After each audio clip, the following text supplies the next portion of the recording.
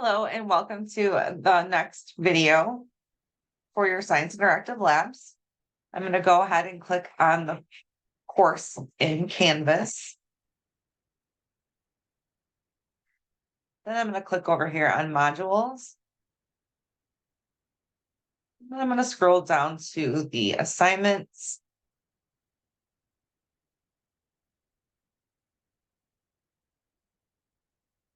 And we are going to choose the Customer Service Lab. We're going to load it in a new window.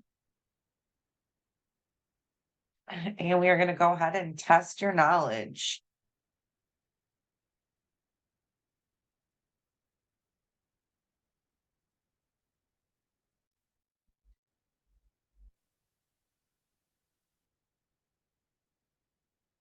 So the steps for providing customer service for a patient who needs to have a prescription filled are in order in the following. Greet the customer using a friendly and welcoming tone as you ask them for the patient name, prescription, and date of birth or address. Ensure you have received the correct required information from the customer. Retrieve the bag containing the prescription from the bin corresponding with the first letter of the patient's last name. Confirm the patient's name and the prescriptions that are being picked up with the customer. Determine if the patient needs to consult with the pharmacist. Have the customer sign the pickup log to verify receipt of the prescription and that the patient has been offered a consultation with the pharmacist. And then confirm the customer's identification if the prescription is for a controlled substance. And lastly, ring up the prescription and collect payment from the customer. Next. All right, classify each statement as relating to the HIPAA Privacy Act or the HIPAA Security Act. So we have the HIPAA Privacy Rule and the HIPAA Security Rule.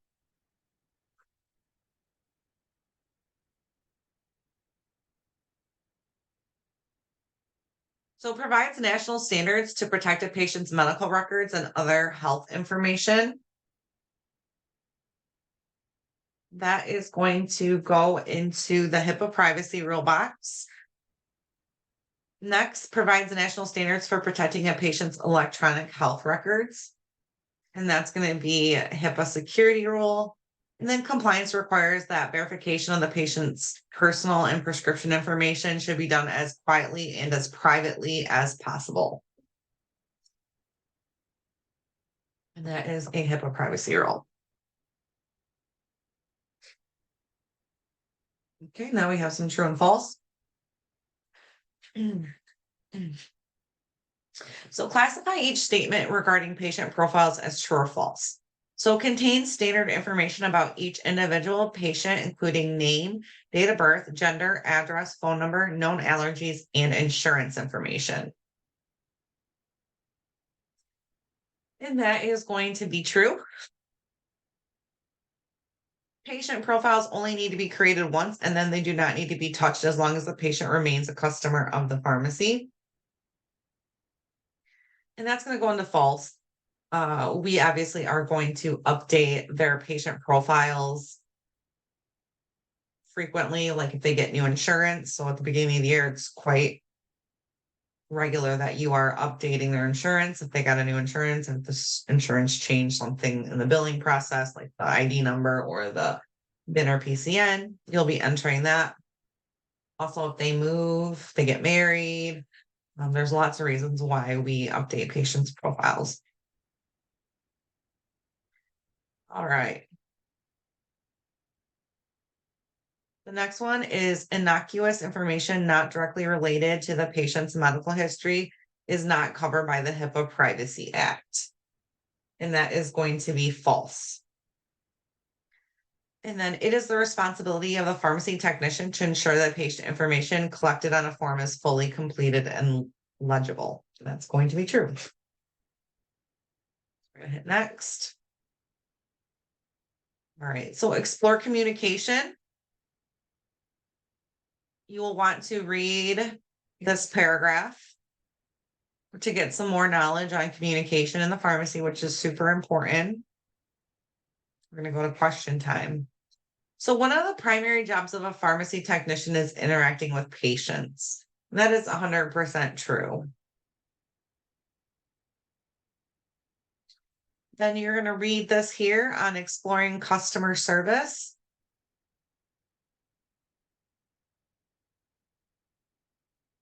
And you can go through each one. So it has it all in order, and you can click on each one to see more stuff. We'll go to question time. All patients picking up a new prescription require a consultation with a pharmacist. And that is false. So we're always going to offer a consultation, but the patient does not have to if they don't want to. Next, read about HIPAA. So explore HIPAA. And the HIPAA privacy rule provides a national standard for protecting a patient's electronic health records. And that is false. And then patient profiles contain standard information about each individual patient. You're going to want to read this explore patient profiles. Look at the example of a patient profile form, and then read about no known drug allergies and no known allergies. When creating a patient profile, blank stands for no known drug allergies. So that's going to be NKDA.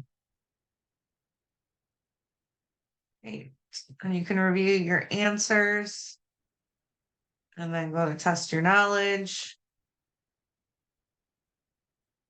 It's going to have you re-answer everything. So hopefully you remember what you put. Now we're going to go over to the experimentation. Yours should automatically take you there. First thing we're going to do is look at our materials. So it says that all we need is a partner and it's optional. So this one will require some, if you don't have someone to do it with you, well, actually, either way, it's going to be something that you have to use your imagination for. All right, so we only need that customer service practice exercise. So in this exercise, you'll partner with another student or volunteer and act out a pharmacy technician-patient interaction. Keep in mind that each pharmacy will have small variations in how pharmacy technicians are expected to interact with the customers, but the basics of good customer service will remain consistent across pharmacies. No, if you're performing this exercise with another student, decide in the beginning which one of you will perform the role of the pharmacy technician and who will perform the role of the patient. Then switch roles and do the procedure again. So that would be like if you were in class for that. So don't worry about. All right. So number 1 says walk through steps 2 through 13, having the individual play the role of the patient, answer the questions as appropriate. So the first thing is greet the patient by welcoming them to the pharmacy and state your name. Ask what you may assist the customer with today. After the customer responds, repeat back what the customer just told you and ask if this is correct. The customer will confirm whether or not this is correct. If the statement is incorrect, ask for clarification on where a mistake was made. If the customer affirms that you have correctly stated the reason for their visit, confirm the patient's identity by asking for the patient's birthday. Pretend to retrieve the correct prescription from the appropriate pickup bin. Once you've retrieved the prescription, ask the patient to repeat their last name and birthday as if you are checking this against the prescription you have in hand. Ask the patient if they would like a consult with a pharmacist. If the patient accepts a consultation, pretend to alert the pharmacist that they have a consultation. Ask the patient to sign for the prescription on the pharmacy's pickup log. Pretend to ring up the prescription on the cash register and accept payment from the customer. Thank the customer for coming in and bid them a good day, directing them to counseling window if the patient has requested a consult.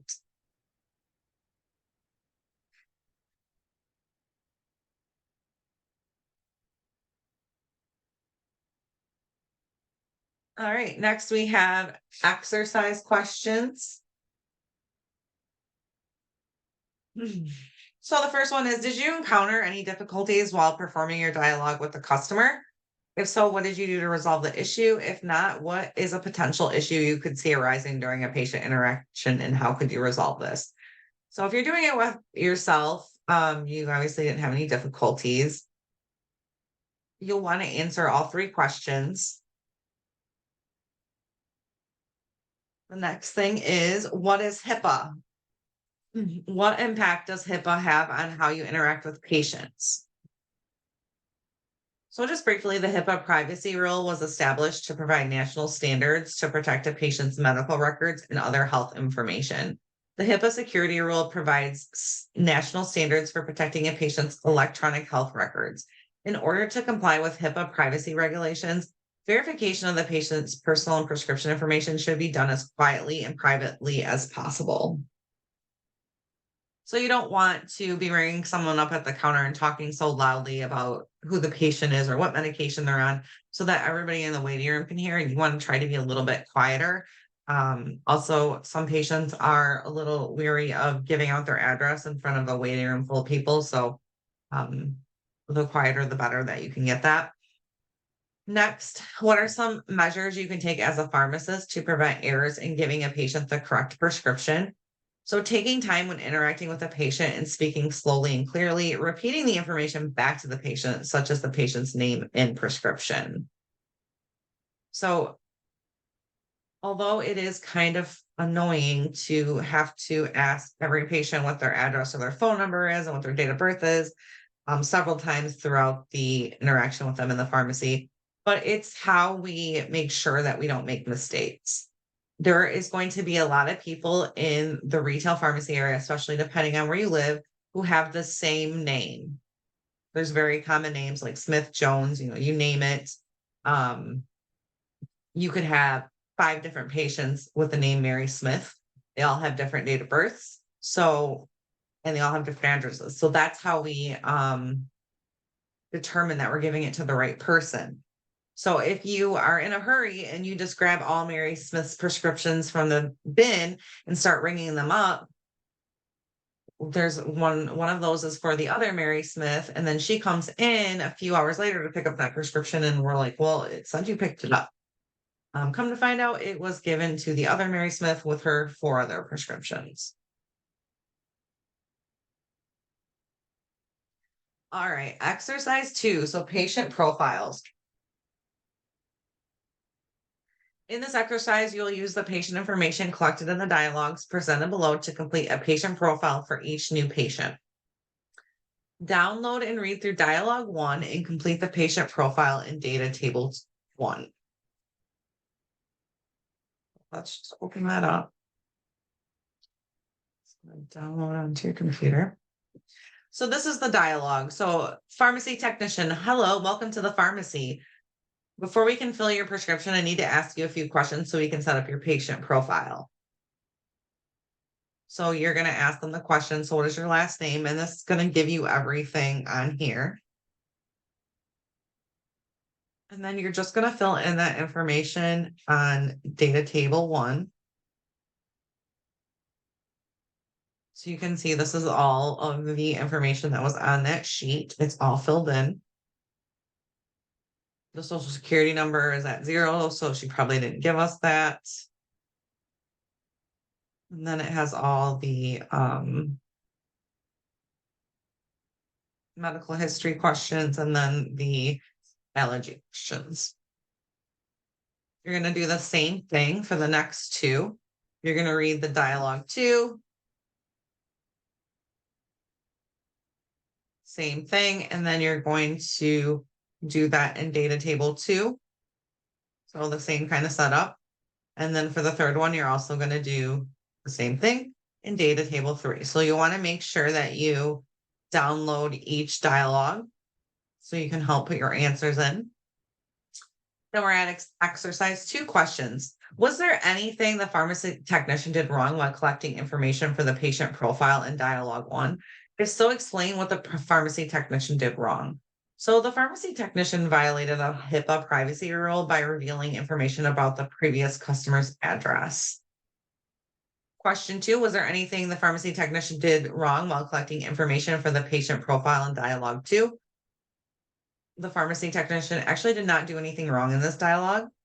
And question 3, was there anything the pharmacy technician did wrong while collecting information for the patient profile in dialogue 3? The pharmacy technician forgot to ask about the patient's medical conditions. All right, so now we're at evaluation. Last part. So let's go to evaluation. Start evaluation. And while interacting with a customer, a pharmacy technician should repeat any important information back to the patient to verify their understanding.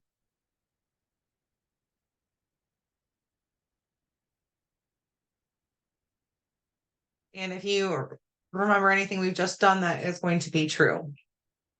Which of the following is not an example of professionalism when interacting with customers in the pharmacy? So neat and clean clothing, a respectful and positive attitude, avoidance of swear words, and use of medical jargon. So that is going to be use of medical jargon. We never want to use that when interacting with our customers or patients. We always assume that they have no medical training or background, and we need to provide them with layman's terms as much as possible. When filling a set of prescriptions for a customer, which steps should be taken immediately after you've collected all of the filled prescriptions? You're going to confirm the patient's name and the prescriptions being picked up. 4, which of the following can legally pick up a prescription for a patient? We have a legal guardian, the patient, a designated agent, and all of the above. And the answer is going to be all of the above. Information relating to the patient's physical and mental health, provision of healthcare, and payment for the provision of healthcare are all protected by the HIPAA privacy rule. And that is going to be true. Which of the following is not typically included in a patient's profile? So patient's date of birth, patient's known allergies, patient's insurance information, or patient's method of payment. So that is, of course, going to be patient's method of payment. That's not going to be included in a patient profile. In exercise 1, how did you confirm the patient's identity?